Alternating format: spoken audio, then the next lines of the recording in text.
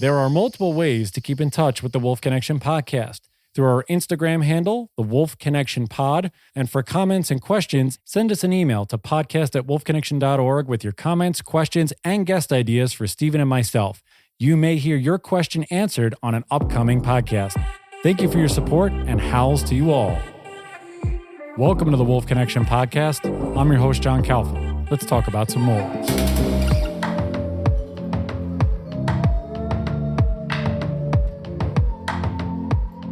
Wonderful to have this gentleman with us on an early morning and only a week removed from meeting him at the International Wolf Symposium.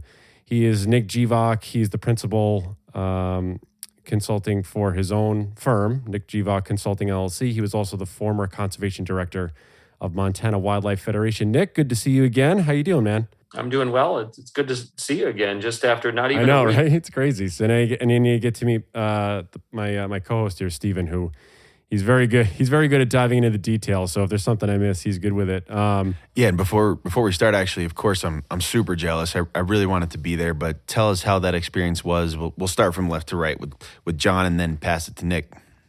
What I found fascinating about it, I think, was just really the wide depth of topics that were there. And Nick would probably agree with me, and we really covered the scope of not only, I think, management, which might have rubbed certain people the wrong way in terms of wolf management and the practices that certain states and certain parks and things, I think, are using to manage the wolf population, but also then there were very uplifting stories and uplifting research that's going on about coexistence measures. And I think it really covered the wide scope of it. And this partially or mostly why, those of you that are listening to this episode is the reason I wanted to grab Nick on, because I went to his presentation. He only got 15 minutes to really explain the scope of what he was doing. But it's really important to have as many individuals on as you would know, Stephen, to really get the grasp and really the depth of how big of an issue the wolf is and how it really covers really the broad spectrum, not only socially, culturally, but also politically. And the aim at which certain people and certain groups are using the wolf is as a way to get, I guess, their own needs met. It's a little weird to say that, but it's true. But overall, wonderful people, totally worth the trip. I wish it wasn't every 4 years, because I feel like it could have been done every 2. But anyway, just incredible people from really all over the world doing their best to further research and get as much stuff out there. I mean, Nick, I don't know how you feel. You probably feel the same, but yeah, Nick, how was your experience overall? I thought it was incredible, and I have, as you will hear, 2 decades of experience on the wolf issue, so to speak. But it was an amazing mix of wildlife scientists, but also social scientists and wolf advocates. And, there were talks from wildlife professionals in Canada where they're calling wolves, and it made certain people uncomfortable. But what struck me the most, was the debate, the discussion around Colorado, because I grasped how historic that move for a state-based agency and a state to restore a predator species is. And I think we're going to get into that today, because the fights that I saw play out in the Northern Rockies are going to be playing out in Colorado. Yeah. So that felt like your big takeaway from the symposium. It was one of probably 3. But the other one I'll bring up is there are more than 21,000 wolves in Europe. Wow. And, 3,000 in Poland. And I took away so much from this symposium, but, there were 100 wolves in Italy in the 1960s. Today, there are 3,000. So people to imply that we have to manage this species for an absolute bare minimum number, I just fundamentally disagree with. And John, tell me how you met Nick. What was the scenario? Nick, I was sitting with, I think at the time, I was sitting with Carter Niemeyer, Kim Bean, and Mark Cook, which the celebrities of the wolf world. Well, here's the thing: when Carter walks into the room, and he's a giant. I'm almost 6'2", and he towers over me. I was like, okay, he's literally Really? Yeah, I mean he's probably 6'4", 6'5". I mean I'm sure if Carter heard this, he'd probably blush a little bit that I'm waxing poetic on him, but it was just so yeah, we were all just sitting around and really talking Wolves, talking policy, talking things that are going on, and Nick came over because I mean Mark and Kem obviously, Nick, and he just sat down, started talking. We introduced ourselves, and that was probably Friday. And it's amazing how quickly you can build the relationships with people and make those connections really quickly over the course of really a short period of time. I mean, when you figure most people got in Thursday, Friday, Saturday, full days, Sunday is the last day, and then you're packing up and hitting the shuttle and trying to get your flight. It's a lot. So yeah, that was pretty much how it happened. And then I saw that Nick was speaking, and I immediately had to go to it on the last day, and he gave an incredible, amazing talk. I'll say one last thing. It was amazing how many of the concurrent sessions that there were 2, 3, sometimes even 4 that I wanted to attend, but of course you can't go to all. And I made a point of reaching out to some of the speakers whose presentations I didn't get to go to still talk to them about, tell me what it is you're working on, whether it was the hard wildlife science or the social science. So, yeah, no, it worked out well. It really did. And, so that's, like I said, a lot of the reason why I tabbed you. And I appreciate you for the quick turnaround, Nick. I know you're, like you said, you're in Iowa right now, you're visiting family and stuff. So this is appreciative that you made the time to talk to us.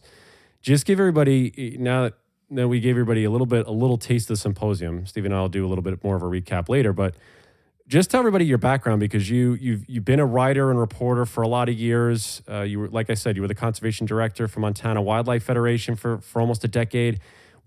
How did you get into the position you are now, and what was that like for you kind of growing up and getting into the situation you are? Sure. I mean, to really condense it, I grew up in eastern Iowa, but we had 80 acres of timberland in northern Minnesota. So I'm a lifelong hunter angler. Oh, yeah.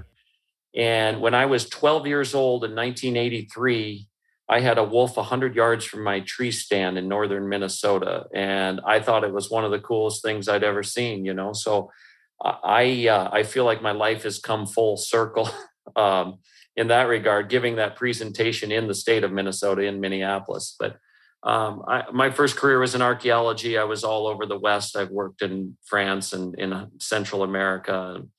And then I ended up at the University of Montana to get a master's degree in journalism. So I moved to Montana in 1998, 3 years after the wolf reintroductions into Yellowstone and Central Idaho.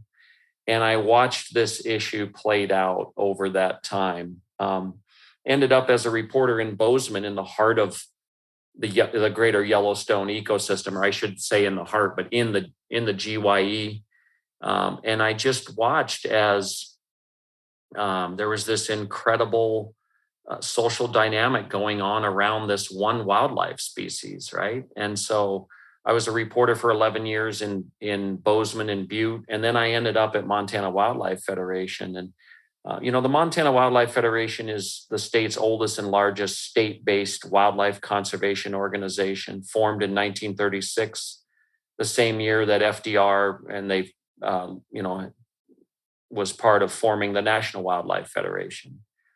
And it was really a perfect fit for me in the sense of the Montana Wildlife Federation is conservationist hunters. And I coined a term I called the radical middle that people were looking for. So when it came to predators and wolves, we were very consistent in that we supported an ethical, fair chase hunting of wolves when the time was right and the population could sustain it. But there were certain ethical and fair chase lines we wouldn't cross. And let me take one step back. Wildlife was really depleted in our country badly at the turn of the 20th century. I mean, just as an example, there were 5,000 elk in the state of Montana. Today, there were 150,000 elk in Montana. And hunters led those conservation efforts. So we began rebuilding the wildlife pyramid. And that was important because what we got to last were predator species, right? And And that includes grizzly bears and wolves. And of course, there's the history of how why those species were driven down.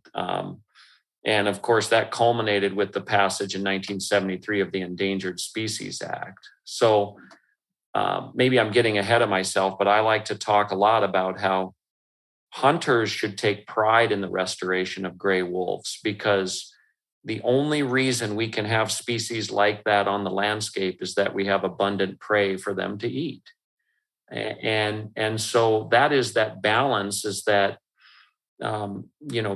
we had to have rebuild the prey base first, which we did in order to have a landscape and an ecosystem that could support them. I want to get your thoughts too, as a hunter and an angler, and this is also what makes you really multifaceted. And I love this about you, Nick, because you are a conservationist hunter. Just tell everybody about that background for you and what it means for you to take up these issues as someone who was already in that vein as a hunter, and someone that looks at what you just described as building up the wildlife and the prey base and ultimately the predator base here in the country. Sure. Well, as you saw in my presentation, John, it's what's called the North American model of wildlife conservation. And to put really simply, it's the concept that wildlife belongs to the people. Wildlife is held by the states in trust for the people of their respective states. And I would argue it's the most successful wildlife conservation model in the world. The difference is England, where, the king's deer, so to speak. So to put it really simply, in Europe, wildlife belongs to the land. And in America, wildlife belongs to the people. Right. And that has resulted in this tremendous abundance that we enjoy today. Started with these restoration efforts. Even before the National Wildlife Federation, there were local rod and gun clubs that in Montana, in the 1920s, we began transplanting elk out of the Yellowstone region and putting small herds in places to reestablish them because they were so depleted. Butte miners taking a day's wages for them, which was a big chunk out of their pocket to pay for the freight for this. And so, I'm proud to be a hunter. I think that, but first and foremost, I'm a conservationist. And so I understand the history of the role that hunters played in restoring wildlife and habitat. That goes back to the passage of the Clean Water Act and the Clean Air Act. And, I had the good fortune to do an internship at the Outdoor Writers Association of America in 2000. And we had a hand-signed letter on the wall there from President Nixon to the president of the organization, and it said, hunters and anglers will be essential to solving our nation's environmental problems. So what I'm saying is hunters have long been at the forefront of wildlife conservation, habitat protection, and wildlife restoration. And I think we need to recognize that role when we get to talking about wolves. And that's largely shaped the attitudes I have about how we move forward with successful wolf conservation and management. Yeah, I agree with you 100%. And I want to get into your presentation because you talked about this. That was the one rub I think I had about the symposium, is that all of you prepared as much as you could in 15 minutes, and then you only got about 5 minutes for questions. And then it felt like speed dating in a way, that you were just sort of like, all right, the bell rings and you got to rotate. Yeah, it's quick. So really get into, because your presentation was wolves as a guise to privatize public wildlife. And this is something that sort of struck me, that and it might be to my detriment, that I didn't know that these things are happening, probably because I'm not in it certainly as much as you have been over the past 2 decades. But what does that mean when someone looks at that and says, what do you mean they're using wolves to privatize public wildlife? You were talking in a way about people buying up, I think, one of the lakes or one of the water bodies or something, and draining it to make islands so that they can import, ungulates or something like that. Just go into what exactly that means and some of the issues that you're talking about there. Well, yeah, there's a lot there if you don't come from the hunting community, but basically privatization is when, hunting becomes, it takes a lot of money to get to go hunting. And the last principle of the North American model is the democracy of hunting. Right. Yeah. And so one form of privatization is game farms, right? And you'll see where people have a fenced enclosure, very small, and people go shoot an animal. I mean, I have a hard time understanding how that would be rewarding for anyone. And I'll say with pride, in Montana, by ballot initiative, we banned that in 2000. We banned game farms. It's also bad for wildlife health. You're concentrating animals. That's a huge issue throughout the nation, especially in the upper Midwest. But the other form are these landowner tag programs where we have issues with damage from elk, for example, and they're causing crop and fence damage. And certain states, primarily Colorado, started a program in the 70s called Ranching for Wildlife, and they're giving landowners a certain number of licenses that they have the ability to sell then. And to me, that is, the hunting licenses should always be distributed by the state wildlife agency. You are basically turning wildlife into a commodity. And everywhere that this has happened, it has resulted in less hunting opportunity for the public and more for people with the financial means to pay for these special licenses. And then those programs tend to spread like a cancer. And the state of Utah started them. And there was a group that was very adept at exploiting this issue of wolves called Sportsmen for Fish and Wildlife. And it was paid hundreds of thousands of dollars to lobby on the wolf issue. First off, Sportsmen for Fish and Wildlife gets a percentage of all these auction tags that they sell off. And there are people who will pay over $400,000 for a mule deer tag. Oh, geez. And so, and they have dozens or several hundred of these licenses that they're auctioning off. So I know I'm kind of bouncing around here, but there was a spinoff group called Big Game Forever, and it was paid over the course of about a decade more than $12 million to lobby on these wildlife issues. These are public dollars, taxpayer dollars, with very few, deliverables about what they're actually achieving. And the issue that they really exploited was wolves, right? Really simple message. Wolves are eating all your game. There won't be any elk left in the state of Utah. We need to do this. And they were very adept at exploiting that issue to raise a lot of money. And once you have that flow of public money, it's awfully hard to stop. So it was really keeping hunters distracted from what's really going on, which is sale of hunting licenses to profit a handful of people. But hey, we're working on wolves. And so it was a guise. It was a way to keep the hunting community distracted as they were losing hunting opportunity every year. And it continues to this day. Now, that's a strange one. That's a strange conundrum, it feels like. These are groups that are allegedly pro-hunting. And most of the time, you can bet that pro-hunting groups are also pro the average blue-collar families getting out there and having access and recruiting more hunters into the practice. And it feels like this, in a way, is almost cannibalistic. Like if you start selling off private lands and charging $400K for a mule deer tag, doesn't that eventually just cannibalize the whole hunting tradition?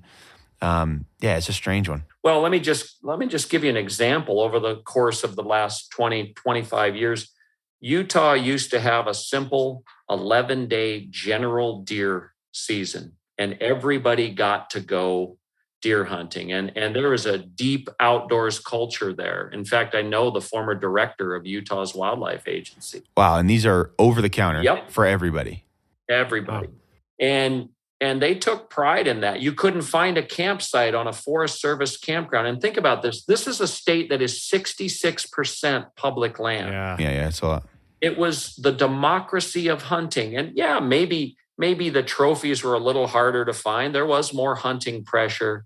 But, there'd be at times 4 generations in a deer camp. Unreal. And It was a really sound agency. Well, since these auction licenses and landowner licenses have come in, all tags are special draw only, and they're limited.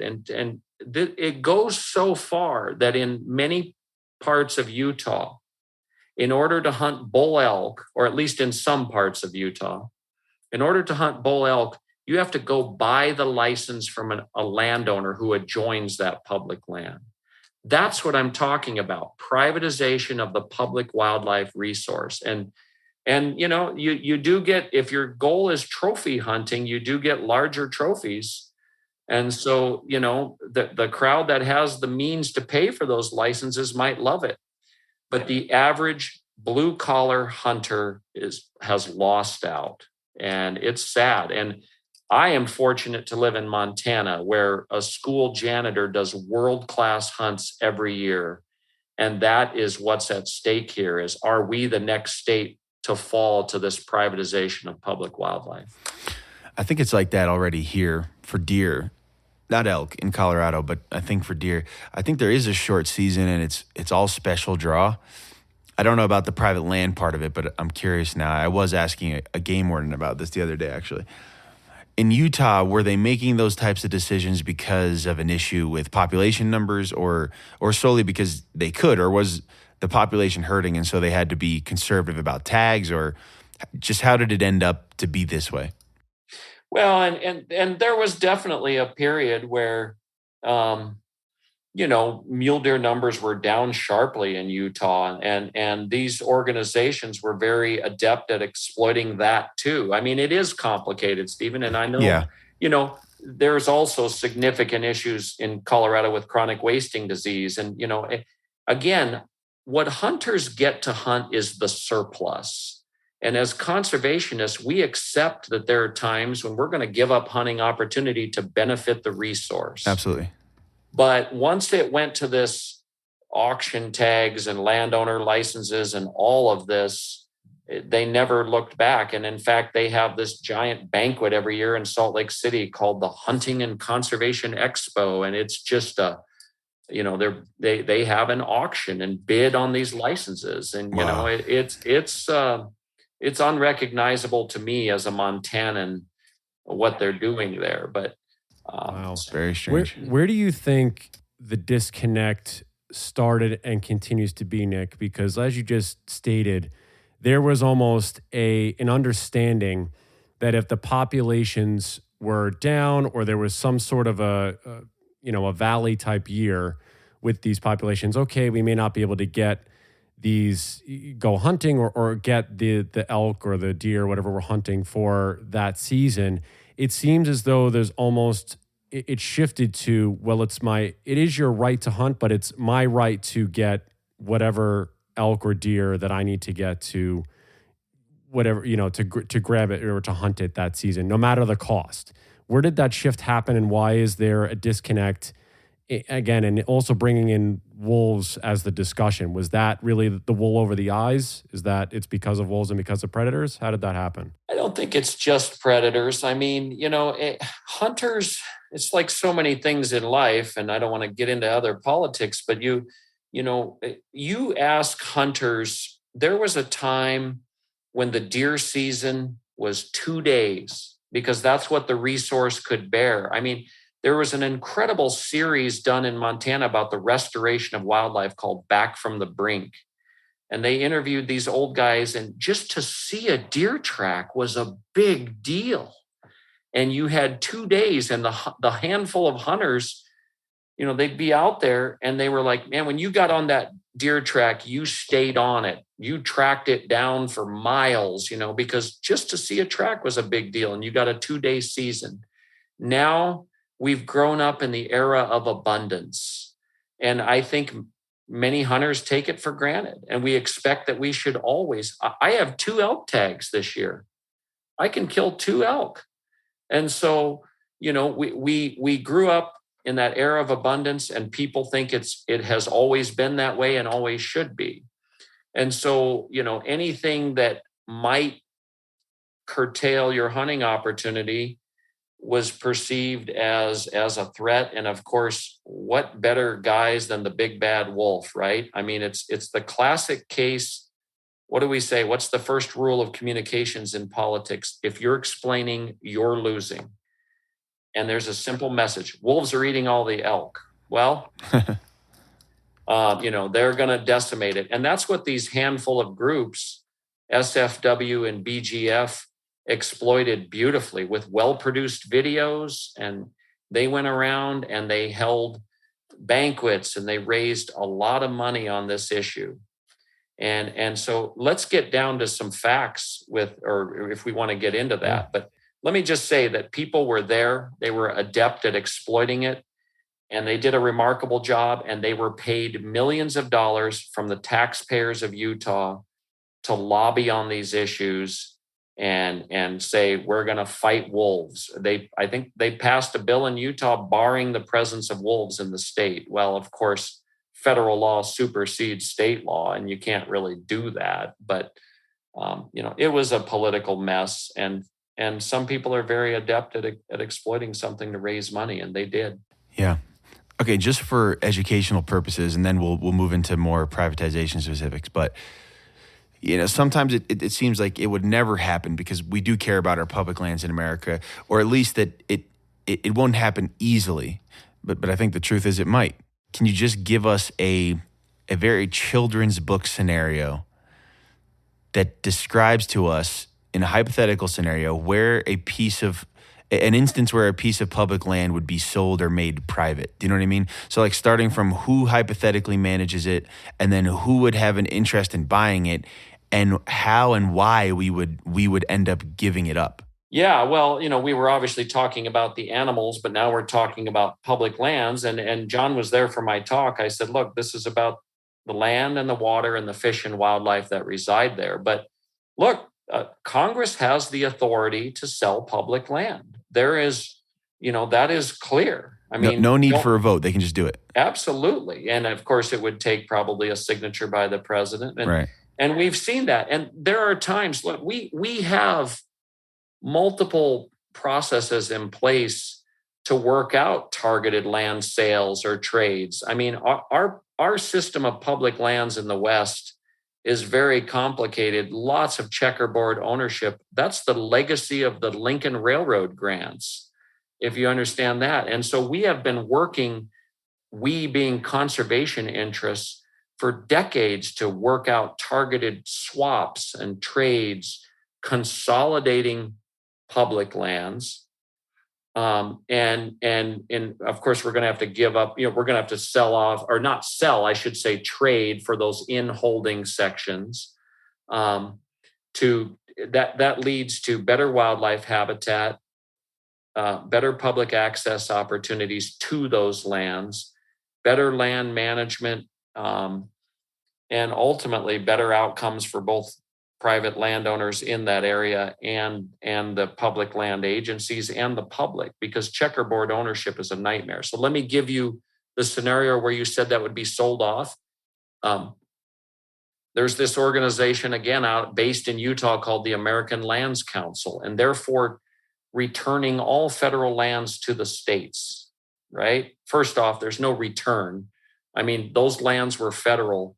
What we were left with our system of federal public lands were what was left over after a series of policies to get it all in private hands, right? The railroad grants, the Homestead Act, all of these efforts to try to settle the West. And you get into that history of Teddy Roosevelt and the midnight, his efforts to get as much national forest as he could because he was a deep conservationist.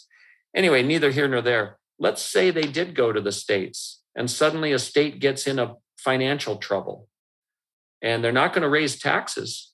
Well, what's an easy way to raise some revenue? Sell some lands. And in fact, states have an abysmal record of selling the vast majority of the lands that they ended up with, just to cover the firefighting costs. So we had to have a special legislative session in 2017 in Montana to cover the firefighting costs. And you're not going to want to raise taxes. So what are you going to do? You're going to sell those lands. I'm talking on a wholesale, large scale sale, not 20 acres in the town of Alta, Utah that they need for a sewer system or something. There's all kinds of federal laws on the books that allow them to do targeted sale to a community or something to meet a public need. This is a full-blown liquidation of the federal lands estate. And there are people who advocate for that. How does all of what I know we're bouncing back and forth between land and wildlife here. Yeah, and it's all connected. Have you, it's extremely connected. How have the last, let's say 4 to 5 years exacerbated this problem due to culture, social, all those wars that are starting to happen where everything has really, it's almost as if we're not talking about the actual, we aren't talking about the actual issues anymore. Like you said, probably 10 or 15 minutes ago about people actually suing the state for elk, ruining their fences, taking their hay, things like that. It's become this polarization of one side or the other, and there's really nothing in the middle. What do you think it's mostly political as to why this has just become a you or them issue, or has it been building for some time over the course of, decades or something like that? Oh, it's been building for, way longer than 4 or 5 years for sure. But, it's such a, and here's how a lot of these landowner tag programs came about. Elk certainly can cause a lot of damage. And I understand that. But when I would say in Montana, we've had a long agreement that if you are having issues with the public's wildlife, the public hunter needs to be at least part of the solution. The most effective tool we have to manage wildlife populations is public hunters on the ground hunting for public wildlife. And, in Montana, we have a long-standing sort of gentleman's agreement with landowners. We being the public, we provide forage in the summertime on our public lands at very attractive grazing rates. And in return, in the winter, when it gets harsh and deer and elk and lots of other species need winter range, you're going to provide some winter range on your land. And then coupled with that, if your elk populations are getting over objective, we need to at least put some hunters on the ground, not just to, candidly kill some elk and bring the herd size down, but also redistribute them onto the landscape. And so, really, wildlife is the ultimate clash of socialism and capitalism, right? You have a public resource that lives often on private lands. And that's what makes the issue interesting, for one thing. And some groups will say, well, you're trying to force access onto my private property. And I say, no, we're not forcing anything. Again, but if you're having issues, if you're going to make a choice to not allow the state to manage that public wildlife, there will be some consequences, which are the crop damage and fence damage that you're suffering. And you've got the tool. It's the public hunter. And I will say, and I want to say this, there are a lot of landowners in Montana who are really great partners in helping the state manage that wildlife, who understand that agreement and say, I graze on public lands and therefore I need to allow some public hunting on my property. And we're not trying to force anything, but it's the classic line I heard from a biologist in Montana: we'll help you, but you got to help us too. It's got to be a partnership. And this is what led to these landowner tag programs in other states, particularly Colorado and Utah. New Mexico has a very active landowner tag program, but there's a deep history there tied to the Spanish land grants, where they didn't always necessarily have the North American model. So I don't want to get into that, but you ask hunters in New Mexico, and they hate those landowner tag programs. Tags, Is the overriding sentiment in Montana and in Idaho that, maybe not, we're talking about these two states, and it seemed like not the focus of the symposium per se, but there were a lot of discussions, obviously, around Montana, Idaho, Wyoming. And I know we spoke to, I don't know if you spoke to Ken Mills at all, who is Fish and Wildlife for Wyoming, and the wolf biologist there. And Ken had there are individuals that obviously are clearly tied as to what they're able to do and how they're able to handle things there.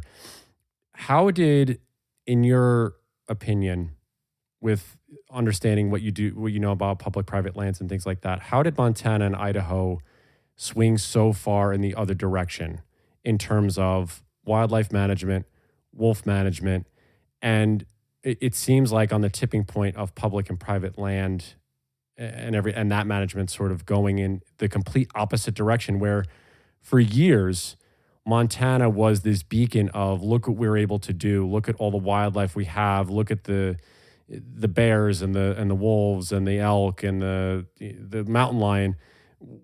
What were some of the things that happened there, and why have these practices become so over the top? Right. Well, that's a great question. This is going to be a pretty lengthy answer, but let's get the history here. That's what we do. That's what the podcast is. Yeah. So wolves were proposed for delisting in the Northern Rockies in 2009, actually in 2008 by the Bush administration. The Obama administration agreed and moved forward. And in the fall of 2009, the state of Montana and Idaho had the first wolf hunts in their history. And I say the first wolf hunts because, remember, this is a managed, regulated hunt. In the past, it was an extirpation policy, right? That was the bounty era and stuff. The U.S. Fish and Wildlife Service had accepted Idaho and Montana's state-based management plans. That was a condition of delisting. They had not accepted Wyoming's because Wyoming had this trophy hunting area in the Northwest. And then once they crossed that line, they wanted the rest of the state for them to be legally a predator, which means it can be killed at any time using any means throughout the year. That's not hunting. That's not a management regime. That's basically saying we will draw a line and every wolf outside of this should die. Okay. Montana set a statewide quota of 75 wolves the first hunting season in 2009. And I covered this as a newspaper reporter. Idaho had a quota. I can't remember what it was. I'm not as familiar with Idaho. And then through court action, wolves were restored to the Endangered Species Act in 2010, no hunting season. And then via congressional action in April of 2011, wolves were delisted in Montana and Idaho, but not Wyoming, when there was a rider on the defense appropriations budget. And this was carried by Montana Senator John Tester and Representative Mike Simpson out of Idaho. It didn't touch the body of the Endangered Species Act. It simply reinstated that federal rule. And that was how wolves were delisted in Montana and Idaho in 2011. That was the first time ever in the history of the Endangered Species Act that Congress has stepped in and delisted a specific species. Now that had broad support in the hunting community when, as a reporter, I often heard hunters say, I don't hate wolves, I just want to see them managed, including a measured, reasonable wolf hunt. They remained under ESA protections in Wyoming because Wyoming would not budge on its predator zone. And so now that because of that federal action, and we've been through wolf delisting and relisting in the upper Great Lakes since then, this and that, but because that was a congressional action in a federal statute, wolves remain. The only place where they're not listed is the Northern Rockies. Wyoming won in court in 2017 with its management regime. And here's where I'm going with this. This is the larger issue with wolf conservation is the U.S. Fish and Wildlife Service set these minimum recovery goals of 150 wolves in each of the 3 states plus 10 breeding pairs. And that was never meant to be an objective that you try to manage to. Right. It was the point at which to begin the discussion of delisting. Exactly. And certainly a certain element saw it as that's exactly what we should manage to. And I would argue as a conservationist hunter that there's no other species that we manage to try to get to a bare minimum number. If we did that with elk, hunters would be livid, right? And so here's where this ties into what's going on now. Montana and Idaho, through years and years of these efforts to vilify the wolves by a certain segment of the hunting community, have now literally written into their state statute that we're going to try to get down there to that bare minimum number. You know, snaring, baiting, night vision. It's just, and I thought, I was of the mind that once we had a reasonable, measured, fair chase, and ethical wolf hunt, a lot of this would die down. And I was wrong. Now, here's where this comes full circle, especially, Stephen, for you as a Colorado resident. Wyoming is managing down to that bare minimum number. But I am not a biologist, but for the biologist to say that the only biologically suitable wolf habitat in Wyoming is Northwest Wyoming, I cannot believe that. If you know that country, just for an example, around Laramie and Saratoga, there's a robust elk herd there. There's timber, there's water. And here's the question that I hope we get into. Colorado is going to be successful with wolf recovery. And the minute those wolves cross the state line into Wyoming, they can be shot year-round and killed. And so I thought the wolf wars were largely dying down, and now I realize they will not stop. And we're going to be fighting this out again and again and again. Yeah. I mean, how does the war get fought? And I say that as because a lot of what we were hearing or talking about through over dinner, lunch, presentations in the hallway for the 10 minutes that we had is where is the commonality gone of hunters, conservationists, people who want wolves on the landscape, those who are, in other words, there's no, like you say, there's no middle ground anymore. How is this war fought in a civil way? Is it policy? It seems as though people can get around the policy aspect in that if you get someone in power legislatively, as in Montana, as we see with Gianforte, it gets run roughshod and wolves are basically fair game in any way, shape, or form. How was the war fought, I guess, in a civil way, or are we past that point now? I think it's education. It's aggressive outreach. I mean, look, and I've said this before in public broadcasts, there are some people who want to wipe out wolves, and there are some people who never want them hunted. Right. And I think there's a broad middle who understands that there needs to be some management, including, hunting, because once you're managing one species, you're going to manage them all, right? Right. But how it gets fought out, I think we're gonna see this. I'm eager to come down to Colorado if the opportunity presents itself and talk to hunters about. Let me just throw this out there, because one of the founders of those groups I've been talking about yesterday told a Utah interim legislative committee that there are fewer elk in Idaho and Montana, that there are fewer. That's a blatant lie. There were 92,000 elk estimated population in Montana in 1995 when wolves were reintroduced. Today, there are 150,000. Yeah, there's more. Yeah. Idaho's Fish and Game Department has boasted that this is the golden age of elk hunting in Idaho. 8 years in a row of an elk harvest of more than 20,000 animals. So it's just, and they continue to pass laws to try to kill more elk. And so, I just am, it's that classic, you can have your own opinion, but you can't have your own facts. And right. And this same person claimed that within a couple years, if there are wolves in Utah, its elk herd of 75,000 will be wiped out. Yeah, they're gone. It's simple messaging. It's just not true. Right. And so, and then there's another element to this, which is the people who work the land and cattle ranchers. We have so many proactive programs to do conflict prevention in Montana that we need to be down there. In fact, I understand that one of the ranchers who just did lose some cattle was literally up in Montana at the time learning about those methods. So, wow.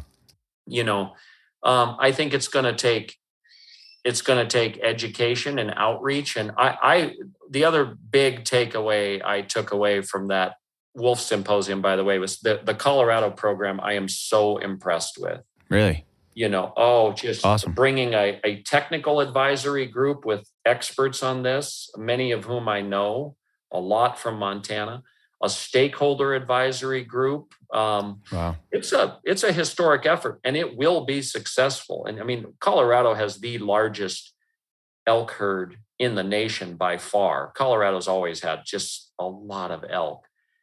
And I guarantee you, 10 years after wolf reintroduction and they're well established, Colorado will still have the largest elk herd in the country.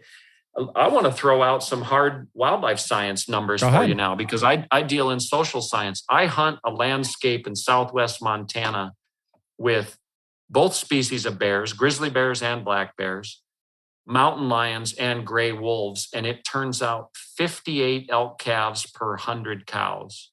Now, in elk, that's post-winter recruitment, right? In elk, that is a phenomenal recruitment rate. I mean, 30 calves per 100 cows is more than sufficient to replace what hunters take in a managed system. So wow. I guess I would say it's, this is why I'm working on this, is I want to educate hunters about what's really going on here. Don't be distracted by this wolf vitriol. These are people trying to keep you distracted from their real agenda, which is to profit off your public wildlife and reduce your hunting opportunity while continuing to make hunting more for the well-heeled wealthy. And if we can get that message across, we can win and come forward with some reasonable solutions. Because I don't know where it's going to go. The U.S. Fish and Wildlife Service has to respond to a petition requesting to relist wolves on the Endangered Species Act.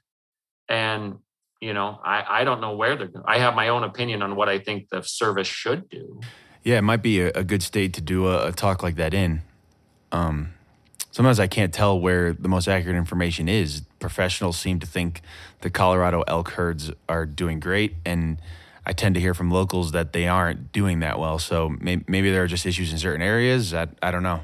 Well, I do want to be clear. There are some areas in southwest Colorado where the calving rates are bad. Elk reproduction is really low. Yeah, okay, that's what I hear. And clearly this is pre-wolf.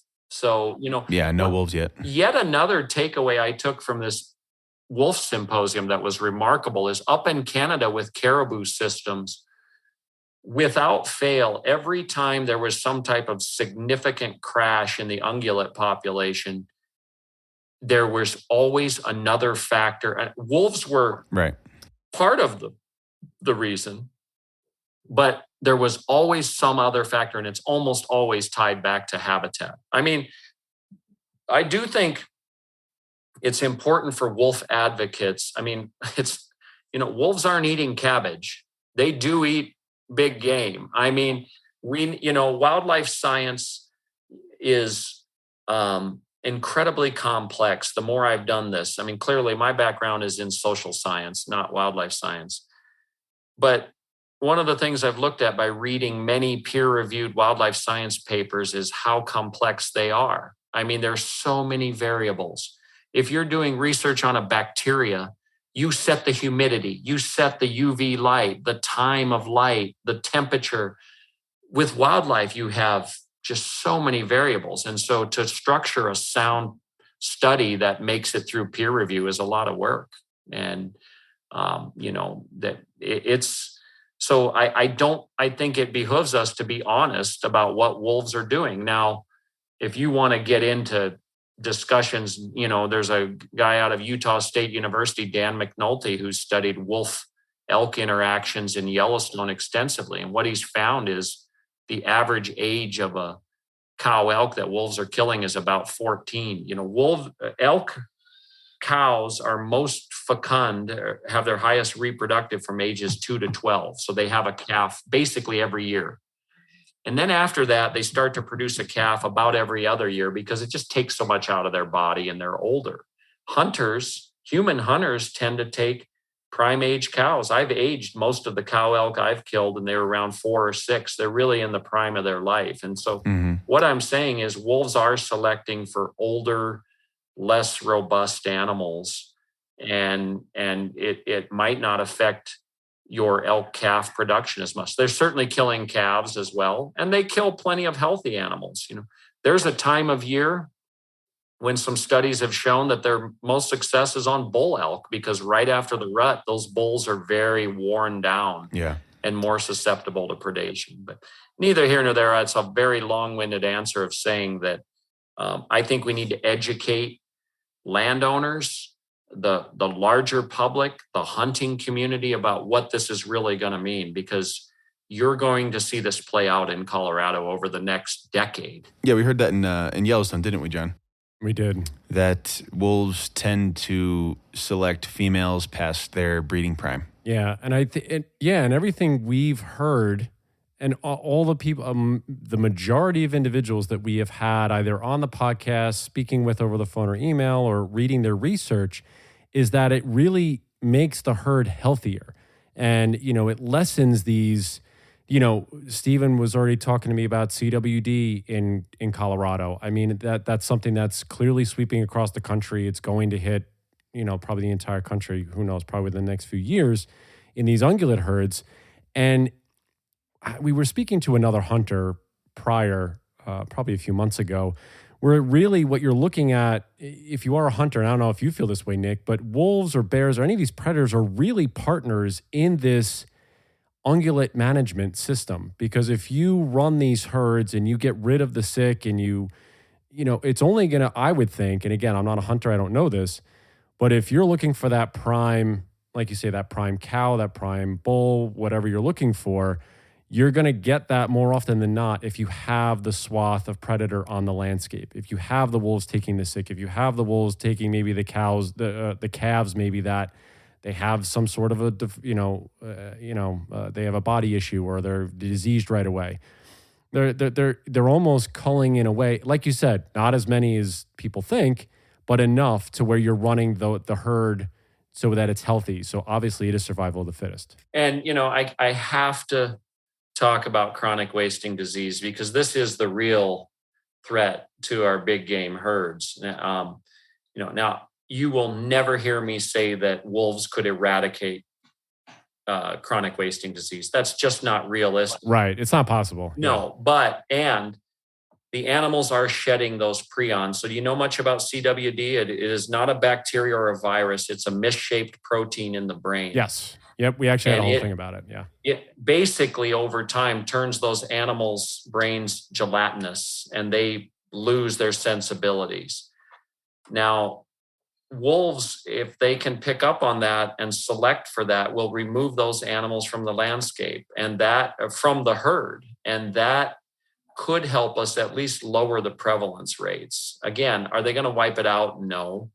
But let's be clear, there's no bigger vector of chronic wasting disease than the live animal on the landscape. And there are some mule deer herds out in the Casper, Wyoming area that have a 48% prevalence of chronic wasting disease. Actually, Colorado is kind of ground central for a lot of this too. There's some parts of the state that could be almost devoid of mule deer in a few years if this keeps going, because they have very high prevalence rates of chronic wasting disease. Yeah, that'd be terrible. Yeah, I mean, we were talking with those the hunter or a couple of hunters that we've sort of had correspondence with, and it's also somewhat, I don't want to say laughable, but it's just as the same as wolves culling all the sick elk and deer. It's the same thing with hunters also with managed culling. The odds of you picking up on which animals are sick and killing or culling all those animals is nearly impossible as well. Not to mention, when we go back to the money aspect of it, the amount that you're spending on even if it's public hunters and you give them an extra incentive to try and get one that has CWD, and then the testing has to go on after that, and it just, the money just starts to balloon to a point where you're saying, this isn't, is this a good use of taxpayer funding? Like you said earlier on, we're talking about privatization of land and stuff and things of that sort. Well, and I mean, a hunter is the last thing they're going to want to take is a sickly animal. Right. Exactly. Exactly. I mean, it's well, one, I mean, if you want to take it home and eat it, you know, these animals, when they're infected with chronic wasting disease, do not display symptoms for a long, long time. So we need to be clear there. But I mean, the CDC recommends you do not eat those animals. But, you know, so I again, let's deal in facts. The animals are shedding those prions before they're symptomatic. But there is some data that wolves can pick up on that quite a bit earlier. And so, you know, and again, you know, you're not going to ever hear me say wolves, they eat plenty of healthy animals too. Yeah, sure. But it's pretty clear in Yellowstone, which is is arguably one of the best laboratories, since there isn't the human hunting element there, that when the wolves get into a large elk herd, they look for one that's sticking out on the edge of the herd, not running quite as fast. Sometimes that's an injured animal. Mm-hmm. Often it's an older, just less robust animal. And many times they catch a healthy animal in a predicament where they have the terrain to their advantage. I mean, it's complicated, but overall, I think McNulty's work has been very solid about showing the preponderance of the animals that wolves are taking out of the population. Yeah, it makes a lot of sense to me, at least. We've spent a lot of time with socialized wolves and wolf dogs. Granted, we haven't seen them hunt any big game, but it's pretty clear to me that they see things before we see them, even if we are looking at the same thing. I think sometimes we confuse that with they're sensing something emotionally, but it feels to me like they can see changes and nuances and facial expressions and movements, etc., a layer deeper than we can, and they can read these things sooner and they respond more directly to them. So it makes sense that they would see these things in an animal markedly sooner than we would. Yeah. Yeah. I mean, they see shifts even with us. And I mean, Nick, with us dealing, I'm still dealing with these animals on a weekly, you know, multiple days a week basis. And yeah, it's amazing what they can see, not only animal wise, but really human wise. They can really pick up on changes. If you're not fully aware of your senses, you're having, if it's a rough day, if you're not on your game, they immediately pick that up.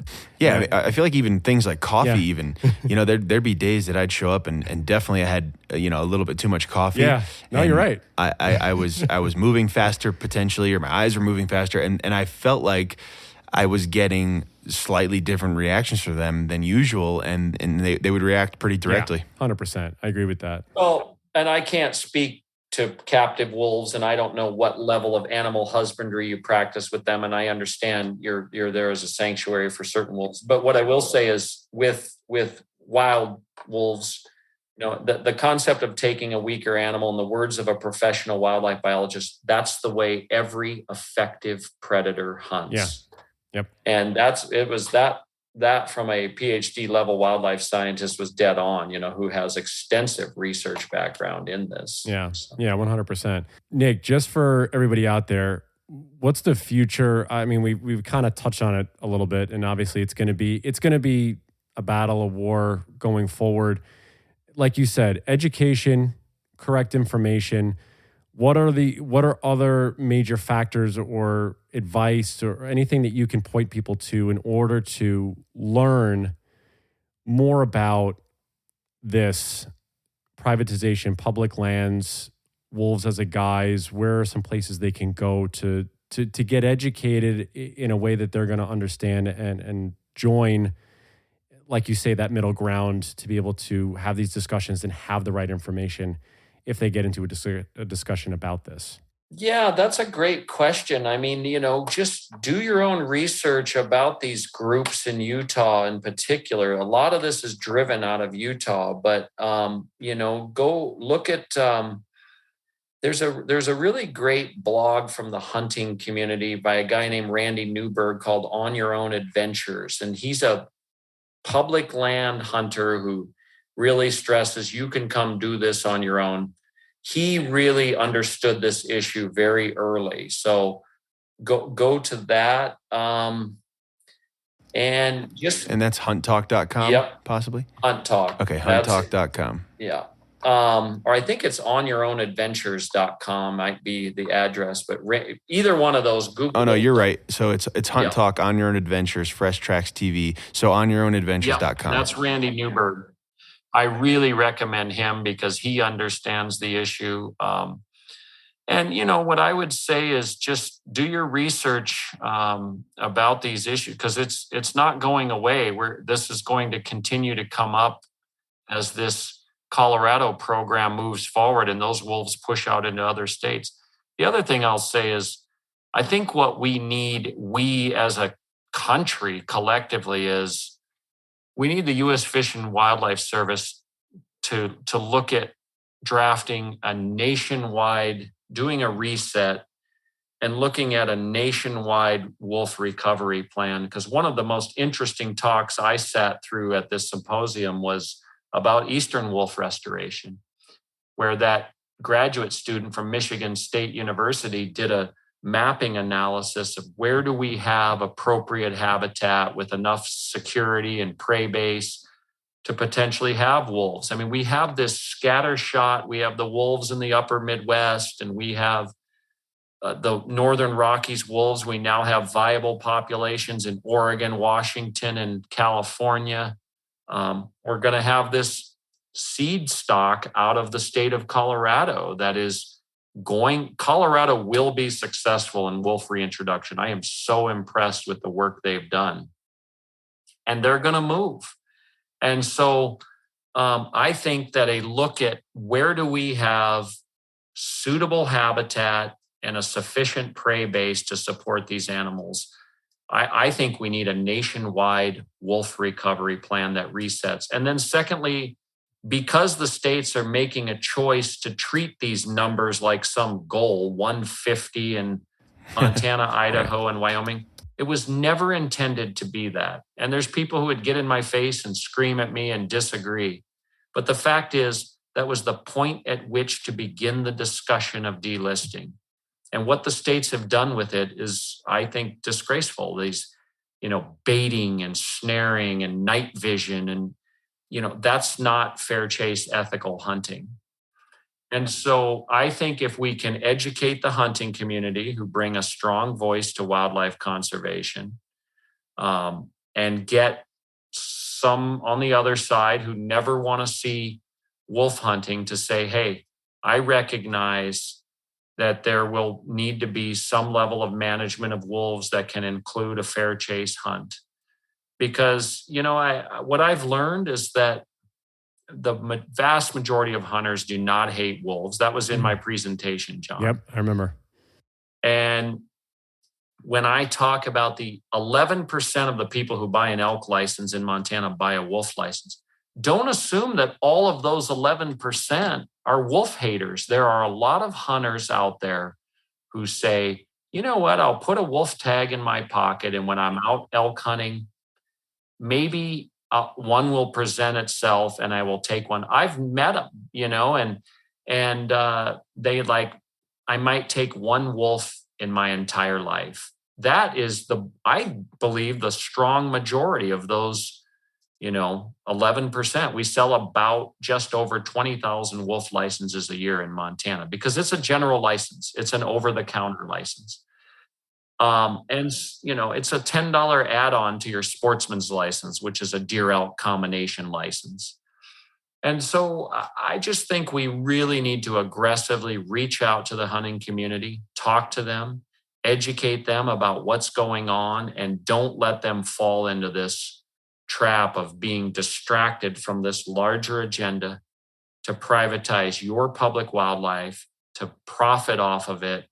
And in the long run, you will lose hunting opportunity for those deer and elk, and to get them engaged again in wildlife conservation. And lastly, and I'll just say it, to take some pride, because, to say, as a hunter, our efforts over decades restored deer and elk and ungulates and moose and bighorn sheep.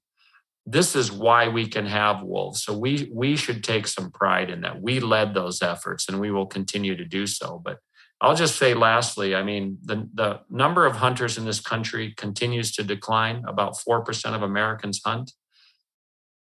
I think they should be very conscious of their image in the larger public, because these extreme measures that are grossly unethical and violate the principles of fair chase do not present a good image of hunters. Yeah, not at all. And I'm very conscious Or of the it. contests or any of it. Yeah. All of it. It's not good. Yeah. Nick, you're the voice of reason. And I thank you for spending the time with us. I have my last question for you before I let you go, or we let you go, is when you hear the word wolf, what's the thing that comes to your mind? That's cool. The one word, I think they're powerful, impressive animals. And I think that having, I think that having these species on the landscape adds to our lives. I do. And I get the challenges. And, we just sat through, look, if India is a nation of 1.3 billion, and that presentation Saturday night, John, and they have the full suite of predator, tigers and lions, wolves, cheetahs. And granted, they're pretty limited. They're small populations, but they're there. Right. And if Poland is a nation of 38 million and can have 3,000 wolves, I think that wolves represent a functioning ecosystem.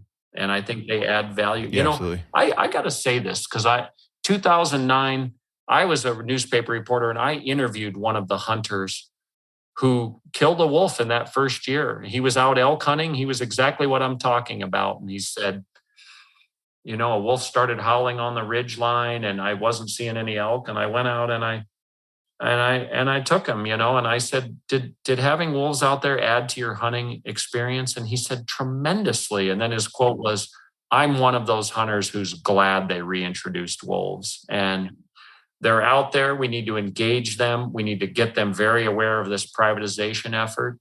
And then we need them to stand up and be, ironically, wolf advocates to say, we want to take pride in what we've done, because it took this long. We're still rebuilding the wildlife pyramid, and we're going to continue.